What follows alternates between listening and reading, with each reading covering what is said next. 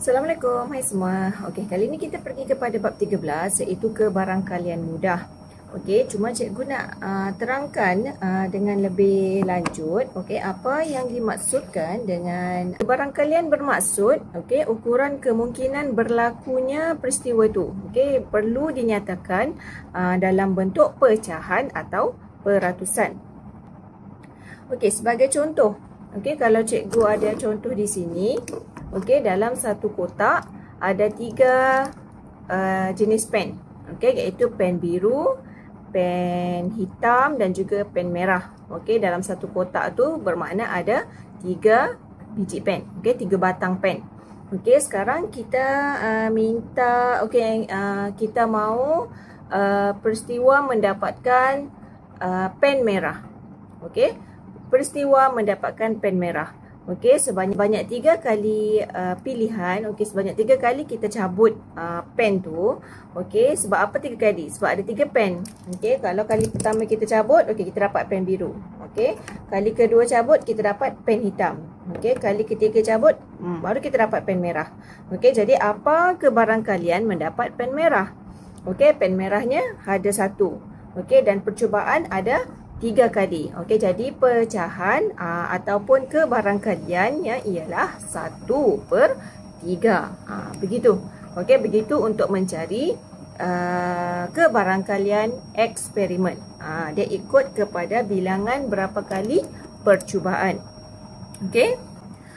Okey, kalau kita pergi kepada kebarangkalian eksperimen suatu peristiwa, okey, sebagai contoh kita guna dadu. Okey, dan juga kita guna duit shilling. Dadu dengan duit shilling. Okey, cikgu akan tunjuk dengan lebih lanjut. Okey, macam mana kita nak buat ruang sampel. Ruang sampel bagi suatu eksperimen tu. Okey. Okey, jika kita melakukan eksperimen, okey, sebagai contoh eksperimen melempar dadu. Okey, melempar dadu kemungkinan kita akan dapat nombor 3, nombor 5, nombor apa lagi? Semua nombor lah, nombor 1. Ya, jadi kita boleh katakan, okey, di sini, okay, kita boleh senaraikan ruang sampel. Okey, katakan cikgu wakilkan dengan S. Ruang sampel yang kita boleh dapat dari dadu. Okey, dalam melempar dadu. Okey, mungkin kita akan dapat nombor 1, nombor 2, nombor 3, nombor 4, nombor 5 atau nombor 6. Ini kemungkinan yang kita boleh dapat. Okey, kalau dari ruang sampel ni, okey, berapa bilangan unsur yang ada dalam ruang sampel S ni? Berapa unsur? Maksudnya ada berapa nombor dalam set S ni? Okey, unsur lah maksudnya tu. Okey, jadi unsur bagi nilai unsur dalam set S, okey, ada 6. Begitu saja. Okey, kalau eksperimen yang kedua, okey, sebagai contoh cikgu melambung duit shilling. Okey, kemungkinan kita akan dapat nombor, okey, ataupun kita akan dapat gambar. Okey, jadi kita boleh tuliskan di sini ruang sampel. Okey, katakan kita wakilkan dengan T. Okey, jika kita melambung duit shilling, okey, kita mungkin akan dapat nombor, bukan nombor. Okey, selalunya kita guna angka. Angka ataupun gambar. Begitu.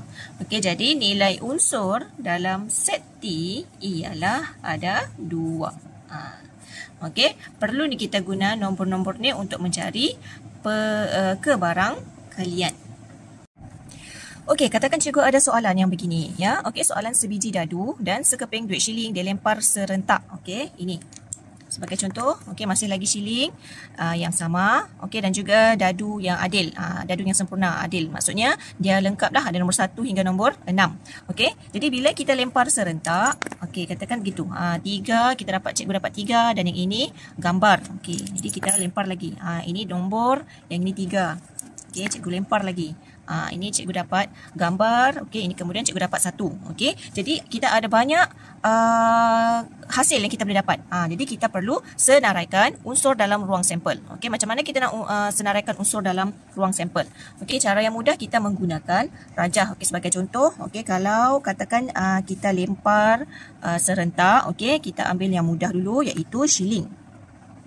Okey, katakan shilling. Okey, kesudahan yang ada ialah angka, A sebagai angka, okey, dan juga G. Okey, G ni sebagai gambar. Okey, jika kita lempar shilling, okey, kalau kita dapat angka, okey, kemungkinan di dadu kita akan dapat nombor 1, okey, mungkin nombor 2, nombor 3, nombor 4, nombor 5 dan nombor 6.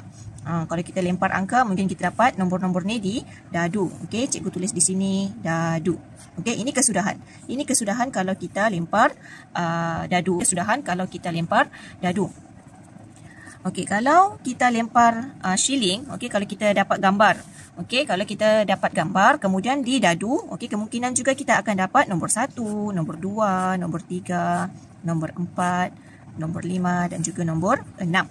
Okey, ini kesudahan yang mungkin kita akan dapat. Okey, sekarang soalan dia minta senaraikan unsur dalam ruang sampel. Okey, jadi kita boleh tulis di sini, okey, ruang sampel S. Apa yang kita boleh dapat? Okey, kita perlu senaraikan semuanya. A1, A2.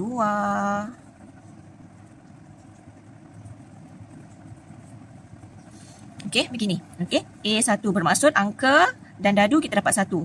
Okey, angka 2, angka 3, angka 4 dan seterusnya, angka 6. Ini untuk shilling dan yang ini untuk dadu. Okey, kemudian gambar G1, okey, G2. Okey, begini. Okey, ini adalah ruang sampel atau yang kita boleh dapat. Okey, ruang sampel atau S.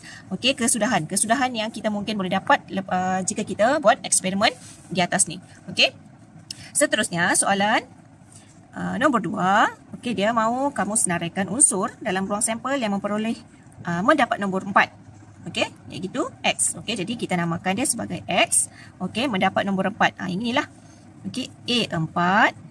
Okey, dan juga G4. Itu sahaja. Begitu sahaja.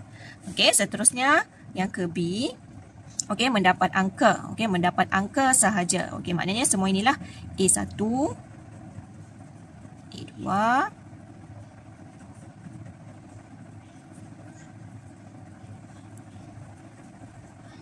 begini. Ini dia kesudahan. Ini dia semua unsur, okey, yang soalan minta. Begitu. Okey, cikgu harap kamu boleh faham tu macam mana untuk kamu cari ruang sampel, ya. Okeylah, dari contoh yang sama juga, okey, kita boleh mencari kebarangkalian suatu peristiwa. Okey, contohnya kebarangkalian mendapat nombor 4. Apa kebarangkalian mendapat nombor 4?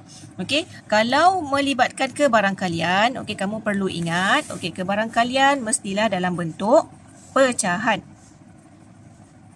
Okey, jadi untuk mencari kebarangkalian, okey, selalunya kita wakilkan dengan P.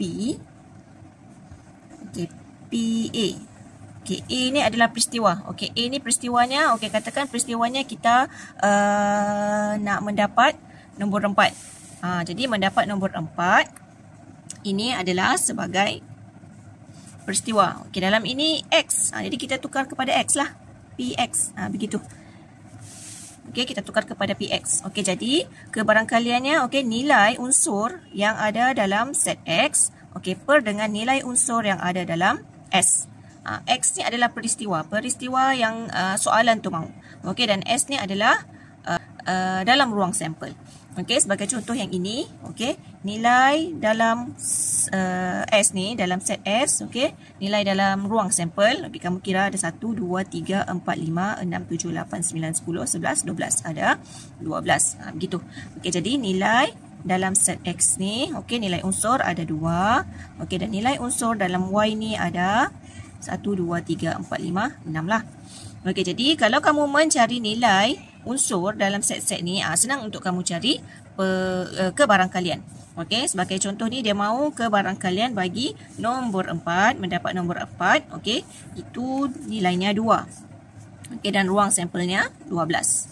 Okey, jadi kita kecilkan dia, dapatlah 1/6. Jadi inilah dia kebarangkalian mendapat nombor 4. Okey. Jika kebarangkalian mendapat angka, okey, kita pergi kepada nilai mendapat angka. Okey, dan juga bahagi dengan nilai ruang sampel. Okey, jadi mendapat angka tadi kita dapat 6 dan ruang sampel ada 12. Okey, jadi kita permudahkan pecahan ini, dapatlah 1/2. Begitu sahaja. Okey, itu yang dimaksudkan dengan kebarangkalian, ya. Mesti dalam bentuk pecahan yang termudahlah, ya. Dan kamu perlu tahu ruang sampel. Okey, lepas kamu senaraikan ruang sampel, kamu akan dapat nilai unsur dalam ruang sampel tu. Lepas tu bila dah dapat nilainya, barulah kamu boleh mencari kebarangkalian. Okey, kebarangkalian yang dia mahu tu, okey, per dengan ruang sampel. Berapa banyak yang ada dalam ruang sampel tu. Okey, begitu sahaja untuk mencari kebarangkalian.